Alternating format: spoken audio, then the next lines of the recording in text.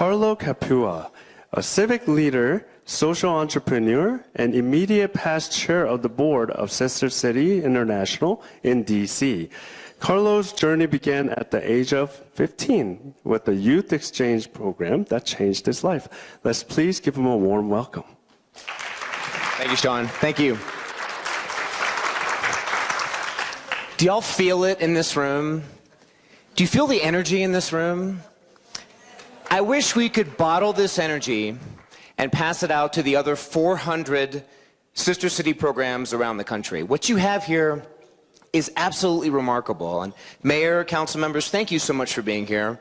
Let me just say that it is simply not possible to have a thriving Sister Cities program without the support of our elected officials. Chief, thank you for your remarks. It was really heartwarming.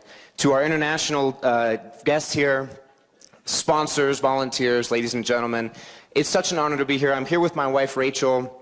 We flew in. Yeah, a hand for my wife. Thank you. That always makes my life a little bit better, so I appreciate that. We flew in from Fort Worth, Texas this morning to be here with you.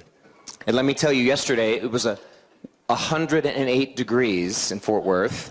So trust me, we are really thrilled to be here. We went to Stanley Marketplace today. I think was the 10th anniversary. Congratulations. And it was wonderful. So the reason I'm here is really thanks. Where's Jeanette? Thanks to Jeanette. So I met Jeanette 3 weeks ago at the Embassy of Japan in Washington, D.C. And she approached me, really, she cornered me. And you know how persuasive Jeanette can be. And she said, Carl, I'd love for you to come and share a little bit about your journey and what Sister Cities meant to you, because it has totally changed the trajectory of my life. And I said, well, I'm going to bring a few pictures and tell a few stories. And after hearing about your programs, especially the youth exchange with your sister city in Seongnam, South Korea, I think President Eisenhower would be proud of what's happening here in Aurora, because he said something very prophetic 70 years ago in that video you saw. That was from September 11th, 1956. And he said, if the people can just come together, then so eventually will nations.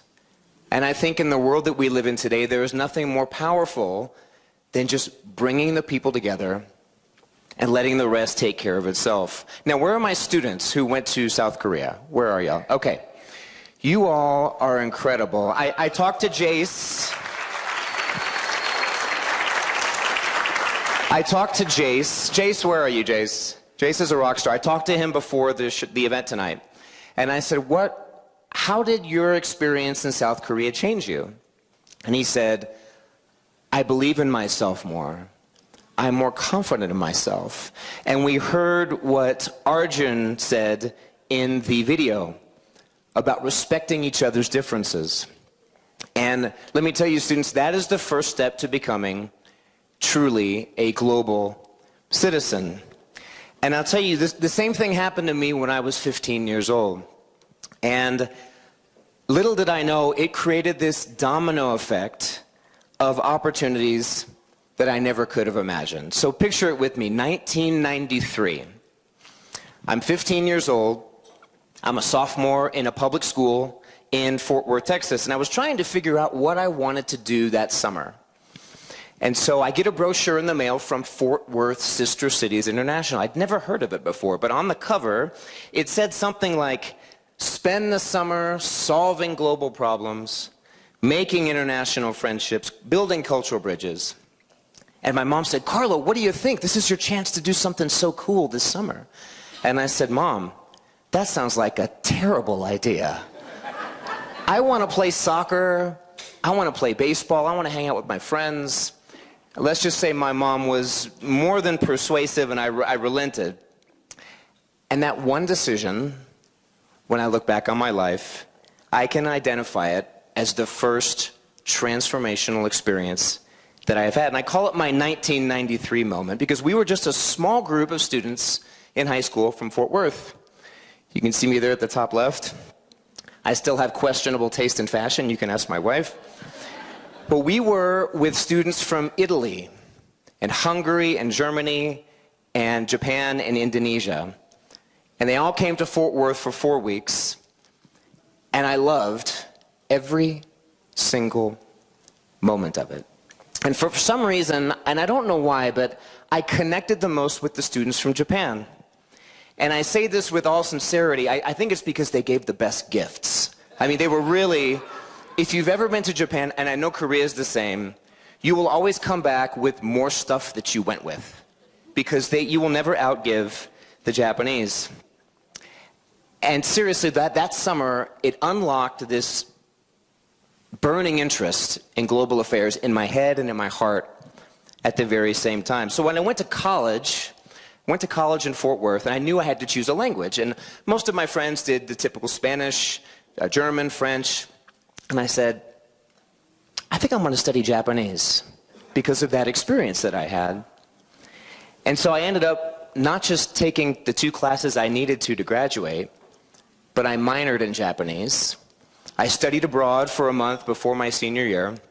And I ended up, when I graduated, y'all, I moved to Japan. I got placed in our sister city, and I taught English. I was just going to go for 1 year. But living in Japan was so awesome. 1 year turned into 2, and 2 years turned into 3, and 3 years turned into 4. Remember, all because of that single experience I had when I was 15 years old in 1993.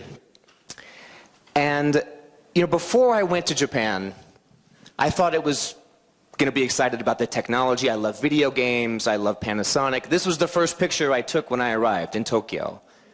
And I was mesmerized. But it was teaching my elementary school students that brought me the most joy for those 4 years. And something else that brought me joy is because I was so much taller than everybody else in the town I lived in. They gave me 2 school lunches every day, which, if you've ever had a Japanese or a Korean school lunch, they are amazing. That's probably why I stayed so long. When you're living overseas in a different part of the world, in a different region, you become curious about things. And that's what I told the students that came back from South Korea. Be curious about the rest of the world. And so I even had a chance to travel to Papua New Guinea, which at that time I probably couldn't have found on a map. But, you know, expecting these images that you typically see in the news. Tribalism, cannibalism, very dangerous place. But what I found was something totally different. It was like opening up a National Geographic magazine and stepping right into the pages. Oh, and I'm the one in the middle here. I'm the one in the blue shirt. This photo. But all this because of a single experience I had when I was 15 years old back in 1993. And that trip to Papua New Guinea inspired me to go to another exotic place in Africa. And Fort Worth had just signed a new sister city with this tiny country down here called Eswatini. And before I went to Africa, I had the image that many of us in this room have. The typical image of Africa, which you'll see on the next slide. It's poverty. It's hopelessness. Go back, one more. Oh, sorry. Anyway, we took it out. This was the picture that I had with my host family. This doesn't say hopelessness. This doesn't say Hotel Rwanda or Blood Diamond or the things that we typically see on TV. And I had the most wonderful host family in the world. And by the way, a few years later, my same host family, they hosted another American in their home. You can see she's there on the left there.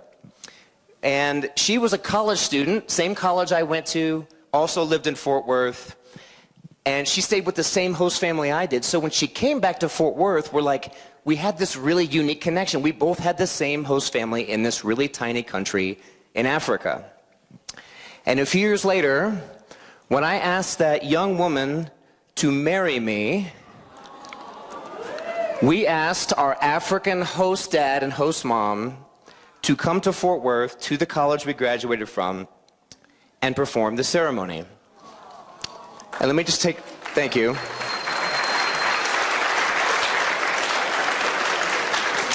And Rachel, I'm going to take a moment and tell you that you are the best thing that has ever happened to me.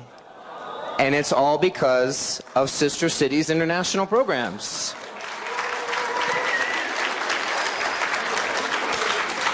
So put that on the cover of your brochure. Aurora Sister Cities, sign up now and meet your future spouse later.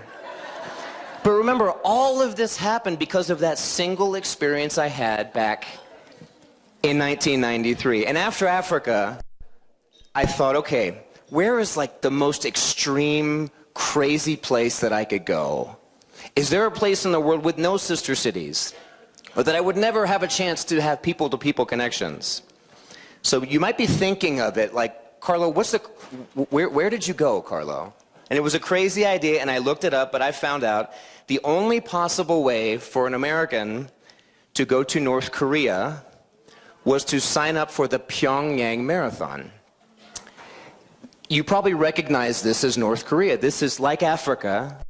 These are the photos that we see in the news. But when I went to this same square, my experience was quite different. And sometimes you have to be curious and see with your own eyes. And the 3 days that I spent in North Korea, y'all, were bizarre, incredible, paradigm-shifting, remarkable. And what I remember most are the people. So this is me with some of my junior high school friends. This is in the largest stadium in the world. It holds 150,000 people. It looks empty, but there were 100,000 people in the stadium. But what touched me the most was this family that kept cheering for me. Every time I'd run by, they sort of adopted me. And every time I ran by, they would cheer me and high-five me or encourage me to the finish line. But y'all, this wasn't supposed to happen. I'm an American. They're North Korean. Aren't we supposed to be at war with each other? But like President Eisenhower said, sometimes get the governments out of the way and you bring the people together and magic can happen. Remember, governments can create partnerships, but only people can create friendships. And so, like the Yuza family, I'm going to show you a picture. This was my host family back in 1999 when I was a college student. They adopted me as their American son. And they continue to host me every time I go to Japan. They've hosted my friends. They've hosted my parents. They hosted Rachel and I when we went. And this was the mom's wedding kimono that she put on Rachel to try and to take photos. This is what we do, right? More than a quarter of a century later. And when they came to visit me a few months ago in Fort Worth, this is what we do, right? We repay the favor with hospitality. And that is why I'm so excited for our students who just came back from Sangam, because I know something about these students that they don't know yet. Because right now they're probably telling their family and their friends about the things they ate, the places they went, the people they saw, and all the differences between life in Korea and the US. And they probably think they went on a really great trip, and they're right. But they may not know yet what actually happened to them. Because 33 years ago, back in 1993, I didn't know either. And so maybe students, some of you will study Korean. Maybe some of you will become international business majors. Maybe some of you will be diplomats. Maybe some of you, like was said earlier, will be the next mayor of Aurora. Maybe you'll meet the person that you're supposed to marry through a program. We don't know, but remember, that's the point. When you invest in that first international experience for a person, you don't get to see the end of the story. You are simply opening up that first door. And that is why what is happening here tonight in Aurora, it matters, because you all are creating someone's 1993 experience, like the one I had 33 years ago. And as I close, I want to remind you that when you support programs like this, like Aurora Sister Cities International, you're not just sponsoring a gala or putting your logo on the screen. You are investing in someone's first experience. And so those students who just came home from Songnam, you think your trip is over, but if my story is any indication, you're just getting started. Thank you all so much for having me.